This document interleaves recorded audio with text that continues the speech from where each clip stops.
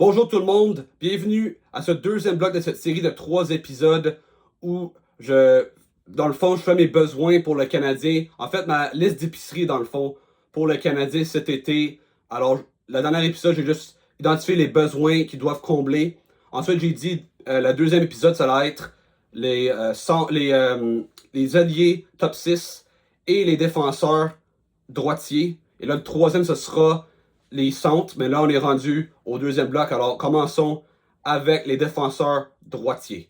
Bon, ben, ce sera un top 5 pour les défenseurs. Alors, numéro 5, le Québécois Christopher Le Temps des Penguins de Pittsburgh. Évidemment, Le Temps a 38 ans, alors évidemment, puis il reste 3 ans son contrat à 6,1 millions. Alors, c'est sûr que c'est risqué, mais si tu retiens du salaire sur ce gars-là, alors, mettons à 3 millions pendant 3 ans, je serais game à le faire. C'est un défenseur qui a beaucoup d'expérience, a gagné 3 Coupes Stanley avec Pittsburgh. C'est encore un défenseur capable de donner à peu près une trentaine de points encore. Il serait un bon mentor pour les jeunes qui s'en viennent. C'est un gagnant, comme j'ai dit. Il a été très persévérant avec les AVC qu'il a eu, puis les blessures. Alors évidemment, ça serait un très bon modèle pour ces jeunes-là. C'est encore quelqu'un capable de jouer, mais c'est sûr que ça coûtera pas trop cher non plus. Je serais pas prêt à donner quelque chose de gros. Je serais probablement un espoir B puis un choix de milieu de repêchage. Ça devrait faire l'affaire. C'est sûr que là, ça dépendra de ce qu'il veut faire, parce qu'évidemment, il a joué toute sa carrière à Pittsburgh. C'est le chum à Malkin, c'est le chum à Crosby. Alors c'est sûr, la décision revient à lui. Mais pour moi, Le Temps, ça serait quand même une option intéressante pour le Canadien. Là, au numéro 4, un défenseur qui a été placé au balotage par les Prédateurs de Nashville vers le début de la saison, qui a été réclamé par les Blue Jackets, puis qui a très bien fait là-bas. Je parle ici de Dante Fabro, un défenseur de 26 ans seulement. Il a quand même très très bien fait à Columbus, 26 points en 62 matchs là-bas. C'est un agent libre, alors tu n'auras pas besoin à payer quelque chose de gros pour l'avoir, pour donner des jeunes puis des choix de repêchage. C'est un défenseur quand même, il n'est pas le plus gros, mais c'est quand même quelqu'un qui pourrait cadrer avec le Canadien. C'est un très bon patineur, c'est un très bon. Il est bon défensivement, il peut jouer des grosses minutes. Ça pourrait, genre, dans le fond, être un genre d'Alexandre Carrier 2.0. Ça serait quand même drôle si les deux défenseurs qui Nashville sont débarrassés pendant la saison se retrouvent tous les deux à Montréal en 2026. Ça serait quand même drôle. Mais pour moi, c'est un joueur qui serait intéressant. Pas ma cible numéro 1, mais je pense quand même un joueur qui pourrait être utile pour le Canadien et qui ne coûtera pas trop cher en fin de compte. Ensuite, au troisième rang, un joueur un peu mal aimé, qui n'a pas la meilleure réputation à travers la Ligue nationale de hockey. Je parle ici du défenseur Rasmus Ristolainen. Évidemment, c'était un bon jeune défenseur à Buffalo, offensif, mais qui avait des problèmes défensifs. Ils l'ont échangé par la suite aux Flyers, puis c'est complètement redevenu un autre défenseur. Plus un défenseur robuste, plus défensif. Pas une tonne de production. On voit ici 19 points en 63 matchs. 5,1 millions pendant 2 ans. Malheureusement pour lui, dans son cas, ça pourrait peut-être aider le Canadien. C'est soit une mauvaise ou une bonne nouvelle, dépendamment de comment vous voyez ça. Il va rater le début de la saison. Il pourrait rater le premier mois de la saison grâce à une blessure. Alors, ça pourrait soit diminuer sa valeur ou faire en sorte que le Canadien aura peur de prendre une chose sur lui. Ça dépend. Les Flyers, évidemment, sont très gourmands. Ils veulent beaucoup. Ils ont essayé de le changer à la limite des transactions, mais ils voulaient beaucoup. Puis les équipes se sont méfiées. Je pense pas que c'est si réaliste que ça, mais il serait quand même un bon fit. Il ajouterait la robustesse sur une deuxième paire, puis quelqu'un capable de gober des bonnes minutes en désavantage numérique, etc. Alors pour moi, c'est un joueur à surveiller. Mais encore une fois, c'est pas ma cible numéro 1. On rentre dans le top 2. C'est deux joueurs pas mal interchangeables pour moi. Tu pourrais placer un au numéro 1, au numéro 2, ça me dérangerait pas trop. Je parle ici de Rasmus Andersson pour le deuxième rang. Évidemment, un défenseur qui est quand même ciblé. Je trouve qu'il y a beaucoup de monde qui le place parmi leur liste de cibles pour cet été. Puis avec raison, c'est un défenseur de 28 ans, droitier, top 4. Il joue des grosses minutes à Calgary. C'est quand même quelqu'un qui a fait des saisons de 50 points par le passé. Cette année, il a seulement eu 31 points. Mais c'est quand même quelqu'un qui est fiable défensivement. Il bloque des lancers. C'est un bon patineur. Dans le cas ici, c'est juste 4,5 millions pendant 1 an. Mais c'est ça, il voudra probablement un gros contrat. C'est quand même quelqu'un, mettons, au calibre de Mike Matheson qui pourrait en quelque sorte compenser, mettons, si on perd Matheson l'été prochain, puis en plus, c'est un droitier qui est 3 ans plus jeune. Alors, c'est un passé bien. Moi, je pense que Anderson, il serait un très bon fit à Montréal. Mais encore une fois, c'est risqué si jamais tu surpayais pour lui, puis ensuite, il partait l'été prochain, puis tu n'aurais plus rien pour lui. Alors, pour moi, quelque chose quand même risqué, mais il serait un excellent fit à Montréal. Ensuite, au premier rang, finalement, Noah Dobson. Pour moi, c'est un peu moins réaliste que Rasmus Anderson, considérant qu'Anderson, c'est juste un an, puis les Flames, c'est une équipe un peu dans le milieu de peloton qui pourrait peut-être être tenté de l'échanger puis maximiser sa valeur. Dans le cas ici de Noah Dobson, le nouveau directeur général, Mathieu Darche, qui est arrivé à New York, puis qui semble vraiment plus faire un genre de reset on the fly au lieu de reconstruire, démolir l'équipe au complet. Je pense que Dobson, c'est quelqu'un probablement qu'ils vont pouvoir garder, mais en même temps, c'est quand même un bon fit pour le Canadien. Il a juste 25 ans. C'est un gros défenseur droitier. Il fait un peu penser à Aaron Ekblad en début de carrière où c'était plus uniquement un défenseur offensif qui a des failles en défensive, qui n'était pas très robuste. Puis en quelque sorte transformer ce gars-là en défenseur physique. Ça pourrait peut-être être un peu dans le moule où le Canadien recherche, pourrait faire, parce que je pense que c'est ça qu'ils ont besoin sur leur défensive. Évidemment, si c'est un agent de restriction, alors le Canadien pourrait aussi déposer une offre hostile pour aller le chercher, mais je pense que ça va probablement se faire par transaction. Alors évidemment, c'est moins probable. C'est probablement le défenseur le moins probable en fait sur cette liste-là. Mais je pense que ce serait le défenseur que je ciblerais au numéro 1 considérant son âge. Là, pour des mentions honorables, alors j'ai ici Connor Murphy des Blackhawks, un défenseur plus défensif de troisième paire. C'est un défenseur d'expérience. Malheureusement pour Chicago, ils n'en ont pas bien de ça, puis ça prendrait peut-être un défenseur comme ça chez eux. Alors, probablement, ils seront plus en cas de garder, ça pourrait être une option. Cody Ceci des Stars en agent libre. Probablement encore une fois un défenseur de troisième paire qui pourrait remplacer David Savard sur l'infériorité numérique. John Klingberg des Oilers, ça ajouterait un peu de, tu sais, une bonne première passe. C'est un joueur qui a des bons instincts offensifs. C'est pas ma cible numéro 1, mais ça pourrait être une option D, E ou F, admettons, chez le Canadien s'il reste plus rien, chez les agents libres, puis il décide de prendre une chance avec lui. Ensuite, Braden Schneider des Rangers. Je pense que Schneider à Montréal, c'est un bon défenseur défensif de troisième paire. Il est plus jeune aussi. C'est un droitier. Je pense qu'il serait quand même un bon fit chez le Canadien dans un rôle plus de soutien.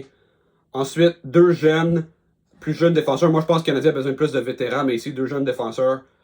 Brent Clark et Simon Nemec. Deux joueurs qui ont un peu perdu leur place dans leurs équipes respectives. Clark avec les Kings, quand Doughty est revenu, il a perdu sa place dans l'alignement. Puis dans le cas de Nemec, il n'est pas capable de percer la brigade des Devils.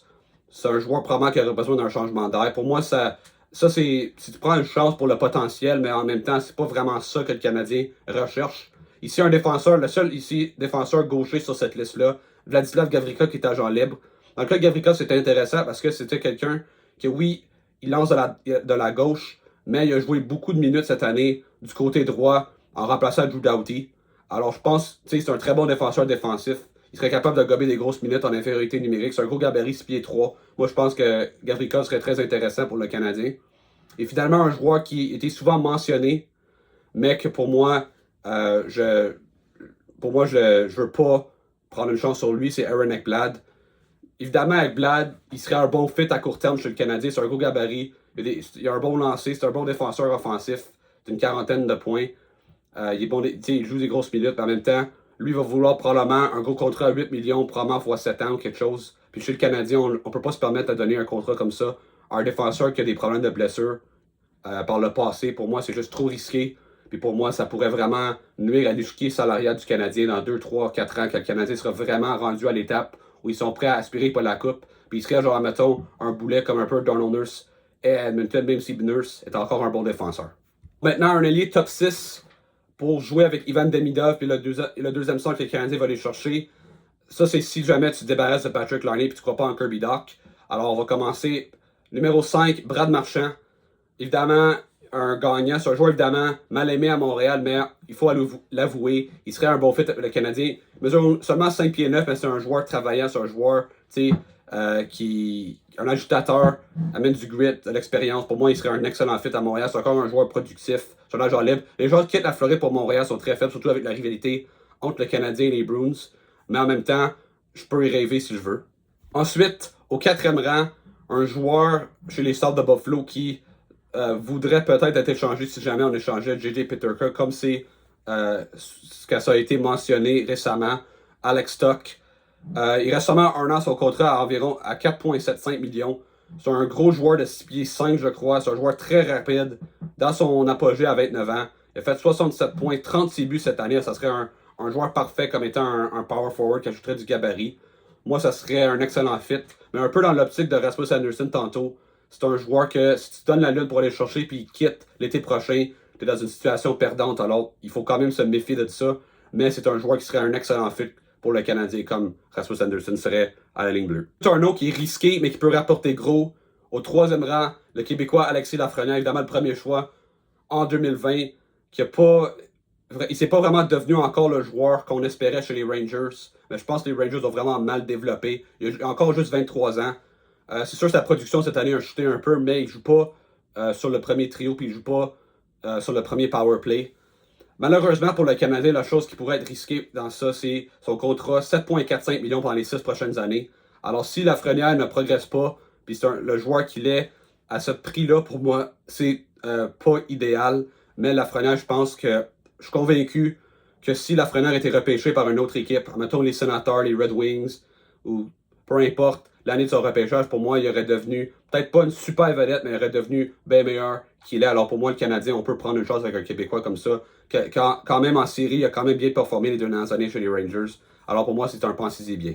Ensuite, au deuxième rang, un joueur qui pourrait être intéressé par le Canadien, puis c'est un agent libre, Nikolai Ehlers, 29 ans. C'est un joueur très productif, un joueur très rapide, très dynamique.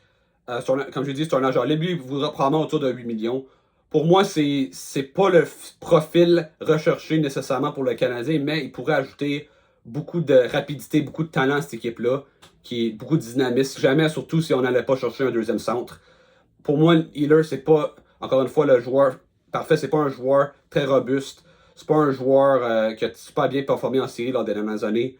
Mais c'est quand même un joueur qu'il faut démontrer de l'intérêt envers lui. Si jamais Laine restait, apparemment, c'est un des bons chums de Patrick Laine. Alors, il pourrait peut-être être tenté de jouer avec son chum. Mais je pense quand même que Healers, à moi, ça serait intéressant. Mais il serait quand même pas le meilleur profil, mais quand même, je pense que c'est quand même en quelque sorte réaliste. On verra. Moi, je m'attends pas que ça arrive, mais ça pourrait encore arriver. Finalement, au premier rang, un joueur souvent mentionné dans les rumeurs de transactions depuis quelques jours, depuis quelques semaines, JJ Peterka de Salt de Buffalo. Apparemment, il est pas très heureux là-bas. C'est une équipe évidemment qui s'en va de nulle part. Il a juste 23 ans, il a fait 68 points en 77 matchs cette année. C'est un agent libre à restriction, alors soit le Canadien peut faire un offre hostile ou faire une transaction. Pour moi, il coûtera très cher, mais c'est un joueur, pour moi, qui vaut la peine. C'est pas le plus gros gabarit, mais c'est un joueur très intense. Pour moi, il pourrait être un excellent fit sur un deuxième trio. Ajouter un peu d'énergie malgré le fait, en plus du fait que c'est un très bon joueur offensif. Pour moi, c'est un joueur qui fitterait parfaitement à Montréal. Ensuite, d'autres joueurs souvent mentionnés dans les rumeurs pour le Canadien. Ryan Donato, évidemment, il a connu la saison de carrière 30 buts, 60 points en jouant sur le premier trio à Chicago avec Connor Bedard. Moi, c'est un joueur qui pourrait demander beaucoup. Pour moi, il pourrait peut-être être un bon joueur complémentaire sur le top 6, mais c'est pas ma cible numéro 1. Jonathan Marchessault et Steven Stamkos des Prédateurs. On a vu quelques rumeurs de ça. C'est pas vraiment des bons fits. C'est pas mal juste des poteurs à ce point-ci de sa carrière. Dans le cas de Marchessault, c'est un très petit joueur. Ça pourrait ajouter du leadership, mais pour moi, je me tiendrais loin des autres. Claude Giroux, un autre joueur un peu plus vieux, mais un agent libre. Il pourrait peut-être prendre 1 ou 2 ans, genre 4 millions, genre. Ça pourrait être. Apparemment, le Canadien serait intéressé par Giroux. Alors pour moi, ce serait un joueur que je songerais à aller chercher. Désolé pour ça. Alors pour la suite, Jared McCann, moi je pense que c'est un joueur évidemment à Seattle. Il n'est pas très bien entouré avec beaucoup de talent autour de lui. C'est probablement le meilleur attaquant de l'équipe. Kraken, je pense honnêtement que l'année prochaine, ils vont essayer de viser pour couler, pour pouvoir peut-être avoir une chance de repêcher Gavin McKenna. Alors si il lui rend disponible, ce serait quand même quelqu'un d'intéressant. Puis en plus, un joueur capable de jouer au centre en plus. Ensuite, Jordan Kyrou des Blues. Moi, je pense que c'est moins probable parce que si Saint-Louis décide de l'échanger, ils voudront probablement un autre joueur d'impact. Moi, je pense pas que le Canadien soit ce joueur-là, mais c'est quand même quelqu'un que je serais très intéressé par. Brock Besser, un agent libre, évidemment, un très bon marqueur. À Vancouver, il n'y avait pas grand talent cette année, considérant la saison que Pettersson a connue et le fait qu'ils ont échangé JT Miller. Mais pour moi, Besser, il est trop lent. C'est un peu un autre Patrick Laine dans le fond. Alors pour moi, Besser, je dis non à ça. Gabriel Vilardi, qui est un agent libre avec restriction avec les Jets de Winnipeg. Les Jets, ça dépend s'ils sont capables, qu'est-ce qu'ils sont prêts à lui donner comme contrat. Moi, personnellement, comme Canadien, je serais intéressé par lui. C'est un gros joueur, c'est un power forward. Il pourrait, tu sais, il fit super bien avec Connor et Scheifele. Il serait, je pense, un excellent fit avec un Demidov puis un autre centre qu'ils vont chercher. Ensuite, Dawson Mergers des Devils et Trevor Zegras des Ducks. Pour moi, c'est deux joueurs qui ont perdu un peu de valeur les dernières années, mais ça demeure quand même des joueurs qui ont un certain potentiel. Ça, c'est un peu dans le même moule qu'Alex Newhook et Kirby Dach. Je pense que le Canadien est un peu dépassé ce point-là. Alors, personnellement, à moins que c'est à bas prix, moi, personnellement, c'est pas qui je ciblerais. Chris Kreider des Rangers, évidemment, il est dans les rumeurs de transaction. Lui, je pense, avec la vitesse qu'il amène, le fait qu'il est bon devant le filet, moi, je pense que ce serait quand même. Puis il a beaucoup d'expérience aussi. Je pense que les partisans du Canadien seraient capables d'accepter le fait, surtout, considérant ce qu'il a fait à Carey Price il y a une dizaine d'années. Je pense qu'on serait capable de pardonner s'il jouait pour le Canadien. Will Cooley, ça c'en est un joueur, par contre, qui m'intéresse énormément. Des Rangers de New York. Pour moi, il serait le 6e sur cette liste-là des alliés. Évidemment, un joueur que je pense juste 23 ans, c'est un choix de deuxième ronde. C'est un joueur qui est un complete package. Là, ma question, est-ce que c'est vraiment un joueur top 6 établi à la Ligue nationale? Pas encore, mais c'est un joueur physique, c'est un gros gabarit, c'est un joueur très rapide, c'est un joueur bon défensivement, bon en échec avant. Il a marqué 20 buts cette année, il a eu au-dessus de 40 points. Pour moi, ce serait un joueur qui fitterait super bien à Montréal. Jason Robertson, que son nom commence à circuler récemment dans les rumeurs de transactions. Moi, je pense que ce serait... évidemment, c'est un joueur très productif, mais c'est un joueur un peu trop lent. Je pense que le Canadien a besoin d'être plus rapide. Alors, puis il coûterait énormément... Il coûterait très très cher. Alors pour moi, ce serait pas le meilleur fit. Puis là, deux noms de Toronto que pour moi, même si, surtout pour un de ces deux-là, je voudrais énormément, mais c'est juste pas réaliste. Mitch Marner et Matt Nice. Dans le cas de Marner, évidemment, lui voudra probablement être parmi les 2-3 joueurs les mieux payés de la Ligue nationale comme agent libre. Pour moi, le Canadien ils peuvent pas répéter l'erreur que Toronto a faite quand ils sont allés chercher John Tavares. Alors pour moi, c'est un non. Puis dans le cas de Martinez, cependant, ça c'est un joueur que je voudrais énormément. Un power forward. Pour moi, il a été le meilleur joueur des Maple Leafs en série. Pour moi, il serait un joueur qui fitterait parfaitement sur le deuxième trio. Puis pour moi, les chances que ça arrive, c'est seulement si les Maple Leafs re-signent Marner et Tavares, laissant donc le fait qu'ils n'ont pas une tonne d'argent pour signer Nice. Puis là, après ça, tu peux lui donner un offre hostile, mais c'est sûr qu'il faut qu'il accepte aussi. Mais pour moi, Martinez, je l'adorais à Montréal, mais ça n'arrivera pas. Bon, ça met fin à cette vidéo. Laissez-moi savoir par commentaire, est-ce que vous êtes d'accord avec les classements des alliés et des défenseurs droitiers que j'ai ciblés? Est-ce qu'il y a d'autres cibles que j'ai oubliées, que vous auriez aimé que je mette? Dites-moi alors par commentaire cela. N'oubliez pas de vous liker et de vous abonner à ma chaîne YouTube. Et on se voit pour une autre vidéo. Ciao!